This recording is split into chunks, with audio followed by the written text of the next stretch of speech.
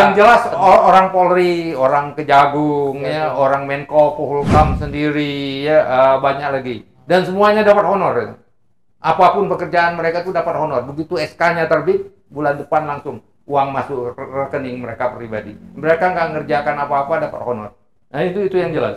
Training dulu. Iya. Diberi garis perjalanan, beri bagaimana tindakan, diberi macam-macam. Iya. Sepakat, Pak. Itu perlu waktu. Iya. Si pelaku judi online tidak bodoh. Iya, betul. Di waktu yang tersenggang itu, Iya. dia akan membuat jenis-jenis perangai yang sangat merugikan bangsa ini. Iya.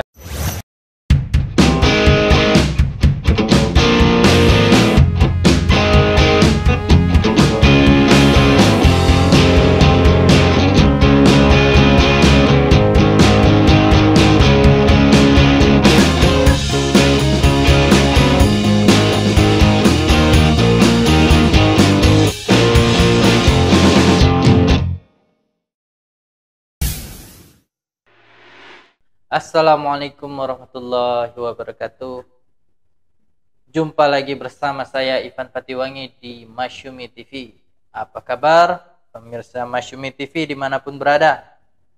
Kali kesempatan ini kita akan membahas kaitannya dengan Satgas Judi Online. Judi online ini adalah yang menjadi penyakit masyarakat. Untuk membahas Satgas ini apakah akan efektif? Nah, pertanyaan apakah akan efektif dan akan berhasil Satgas ini memberantas penyakit masyarakat ini? Kita hadirkan dua narasumber kita yang tak asing lagi, yaitu yang pertama ada Dr. Wazri Afifi dan Kang Mizan, Dr. Al-Mizan.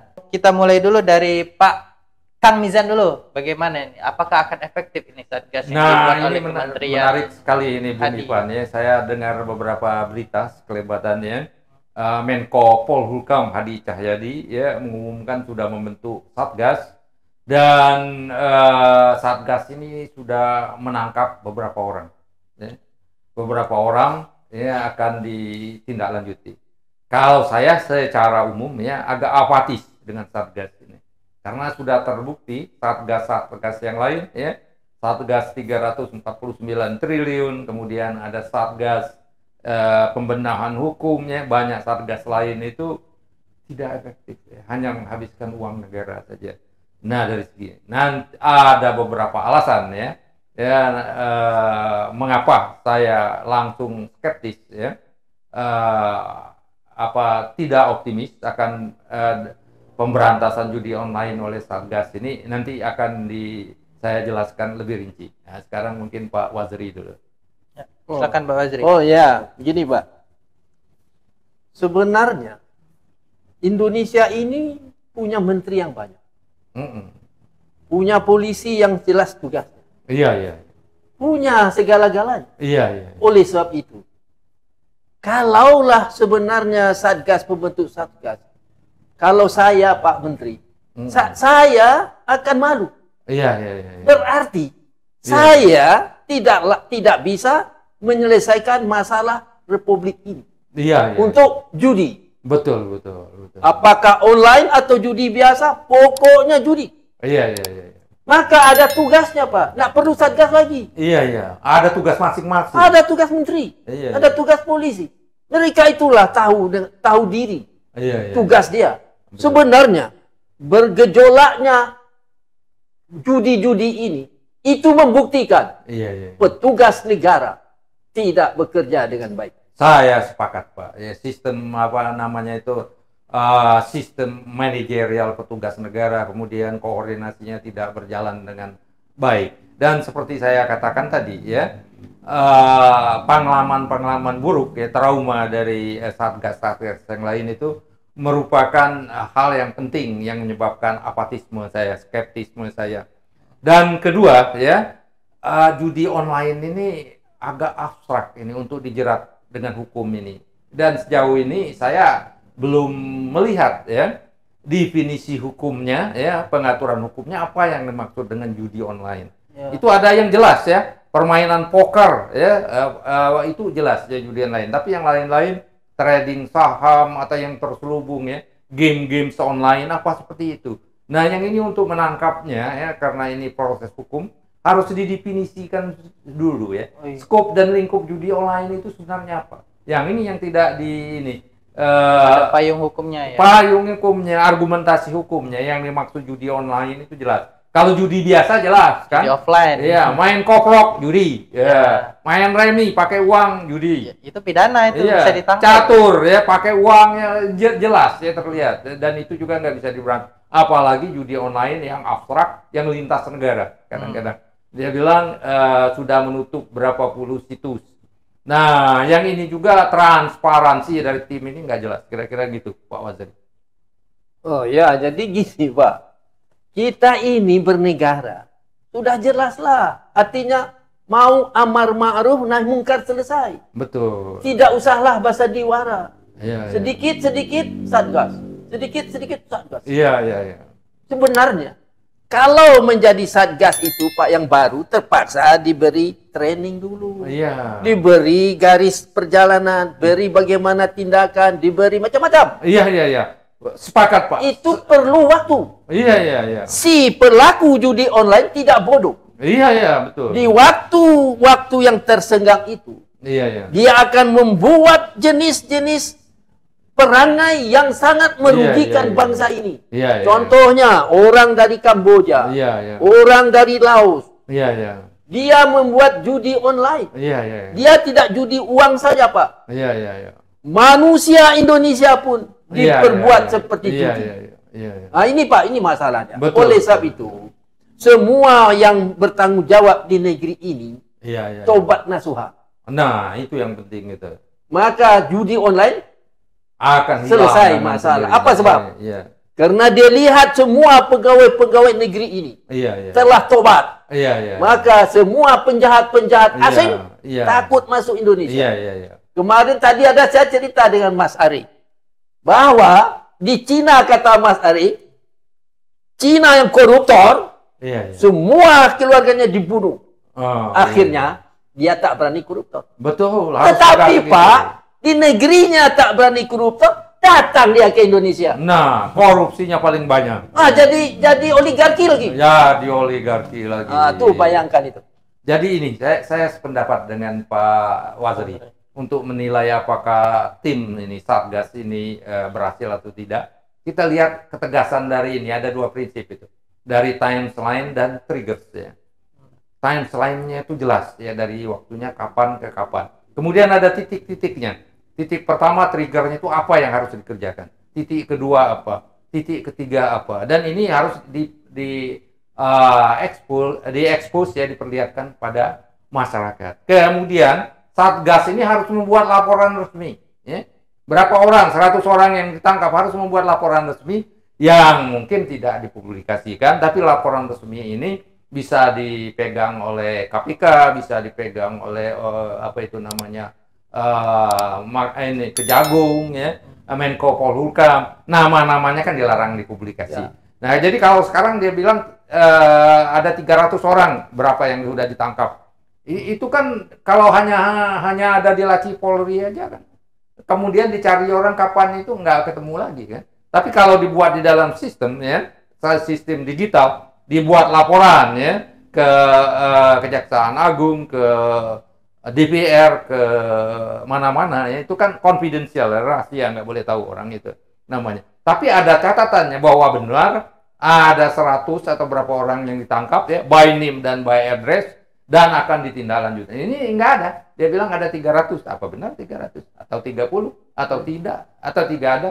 Atau baru mau ditangkap? Nggak jelas kan? Nah, tim ini. Jadi ya tim ini boleh dikatakan, boleh kita menyatakan kita meragukan tadi ya. Karena dia timeline-nya tidak ada, kemudian triggers-nya tidak ada. Transparansi tidak ada, dokumentasi digitalnya nggak jelas bakal dibuat gimana. Tim itu siapa saja, Kang? Satgas itu terdiri apa saja itu aparatur penegak hukumnya tuh? Ya itu yang jelas orang Polri, orang Kejagung, ya, orang Menko Polhukam sendiri, ya banyak lagi. Dan semuanya dapat honor. Ya. Apapun pekerjaan mereka itu dapat honor. Begitu SK-nya terbit, bulan depan langsung uang masuk rekening mereka pribadi. Mereka nggak ngerjakan apa-apa dapat honor. Nah itu yang jelas. Kalau saya Pak, tak perlu Satgas. Kalau saya Jokowi sekarang ni, memerintahkan kepada bangsa Indonesia, semua pelaku kebijakan di negeri ini tobat nasuha. Tobat nasuha. Tapi Pak, akibatnya kalau KPUD Jakarta ini tobat nasuha, yang menang Gubernur Anies. Kecuali dia tidak mau tobat nasuha KPUD ini. Dan Kaisang naik, bukan kita judi online. Ya, judi naik. Nah, itu risikonya. Risiko tobat nasuha. Risiko tobat nasuha. Dia tobat nasuha judi online. Tapi tobat nasuhanya kan semua. Maka ketakutan dia datang lagi, Pak. Kalau DPRD tobat nasuha, maka yang menang lawannya. Dia orang dia lagi. Itu dia tidak mau tobat nasuha. Betul, Pak. Tadi Pak ini Waziri fobia juga dengan sedikit Satgas. Ini ada cerita lama. Ada supir orang bule, apa itu namanya, supir, dia marah dengan bosnya. Dia bilang sebentar apa aja disuruh dia, gajinya nggak naik-naik. Sir, I don't like you. Little to me. Dia bilang salary no up. Jadi sedikit saya, little to me, sir. Salary no up. This Indonesian people. Speak English. Speak English. Dia marah itu dengan ini bosnya si bule itu, apa aja nyuruh dia bilang gajinya nggak naik. Jadi marah, sir, little to me. Dikit saya, salary no up, dia bilang. Jadi sekarang sama itu, sedikit Satgas, hasilnya nggak ada. Jadi pemenangnya hanya anggota tim situ aja, orang yang masuk tim itu pemenangnya. Soalnya ada atau tidak, hasilnya buruk atau tidak nggak pernah dievaluasi. Jadi kita malu, Pak. Pelaku judi online negeri kecil. Kamboja dan Laos. Kenapa dia sampai berani ke negeri yang besar ini? 278 juta. Aku dengar pusat perjudian online ini di Kamboja dan Laos, Pak. Kenapa dia berani? Ke negeri lain dia tidak berani. Ini harus kita pertanyakan. Nasib berubahlah. Jangan kenapa sasaran empuknya Indonesia judi online ini? Ini karena ini masalah lain, Pak. Karena orang berpikir bangsa Indonesia, saya tidak sebut norak, Pak, ya. Bangsa yang bodoh. Bukan rakyatnya yang bodoh, bukan rakyatnya norak. Tapi penguasanya suka bersandiwara. Enggak, sistem pendidikan kita juga, Pak. Pendidikan kita buruk sehingga enggak membuat orang itu cerdas, ya. Jadi tamat SMA, kadang-kadang tamat perguruan tinggi, bukan tambah pintar tapi tambah bodoh, ya.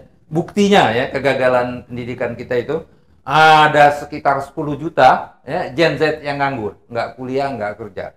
Kemudian penerima bantuan sosial sekitar 100 juta orang itu. Artinya nggak kreatif ini, tergantung dengan sedekah saja, bansos sedekah.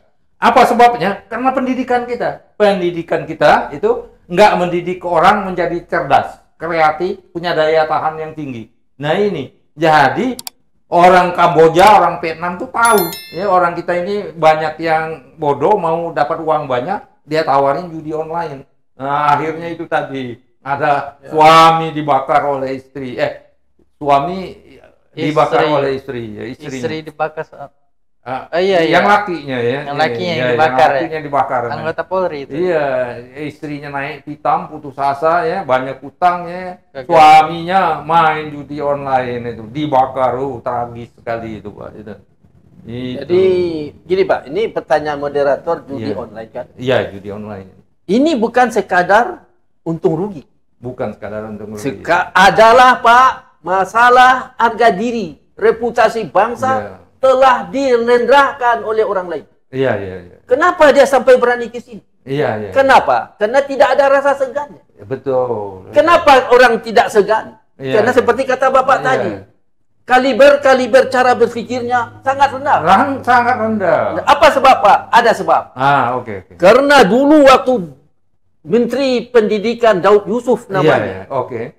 Dia menghilangkan pelajaran agama di sekolah. Nah, itu penting sekali. Pelajaran agama itu sangat. Kalau rakyat sudah kehilangan ilmu agamanya, maka dia akan tertipu di siang bolong. Nah, maka Daud Yusuf telah mempunyai modal untuk menjadikan bangsa ini tidak disegani lagi. Nah, itu dia. Pendidikan agama ini sangat penting untuk membangun moral, rasa percaya diri, jangan membuat fitnah, harus bekerja keras. Saya tadi ngobrol di warung pecel sambil makan pecel tadi dengan teman.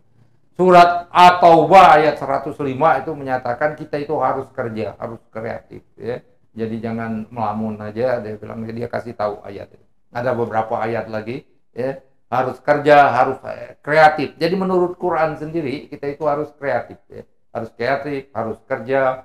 Nah, saya katakan ya, prinsip-prinsip Al-Quran ini banyak dicuri dalam tanda petik oleh bangsa lain, ya.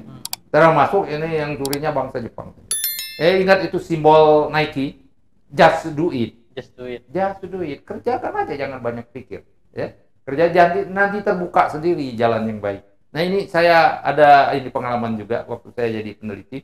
Ada teman saya dikasih tugas sama Pak Anggito Abibanyu untuk membuat analisa perdagangan atau apa lupa, ya. Dia terima itu, saya bilang, kan saling share, itu kerjakan aja, itu nanti jadi sendiri. Enggak, saya mau buat model ini, buat model itu. Enggak selesai, saya bilang. Saya mikir-mikir. Kalau you kerjain aja, dari scratch akan selesai. Dan betul, enggak selesai, ya.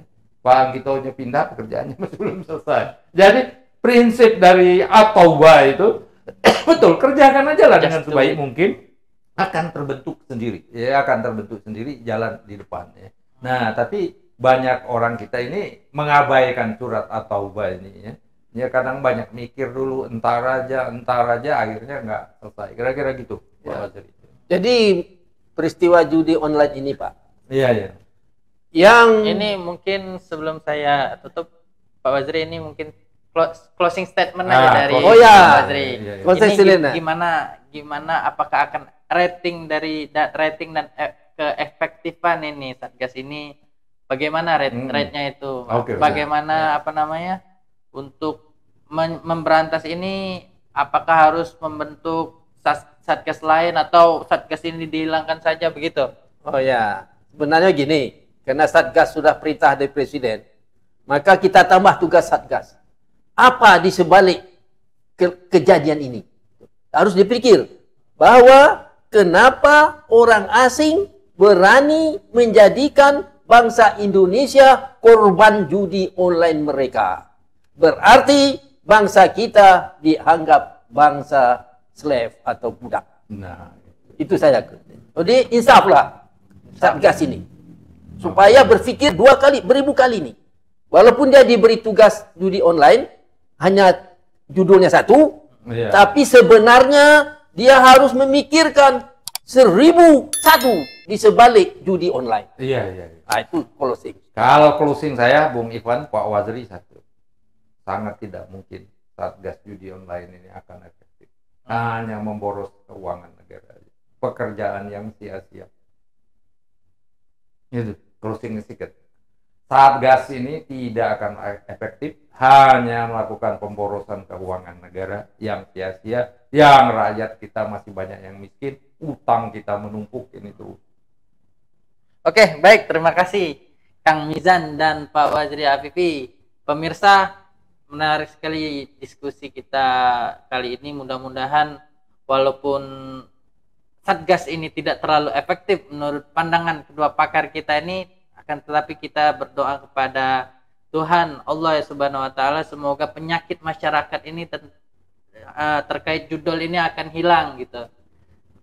Sebelum kita tutup, pemirsa mohon di like, subscribe dan share channel kita ini, akan bermanfaat bagi masyarakat pada umumnya. Terima kasih. Assalamualaikum warahmatullahi wabarakatuh.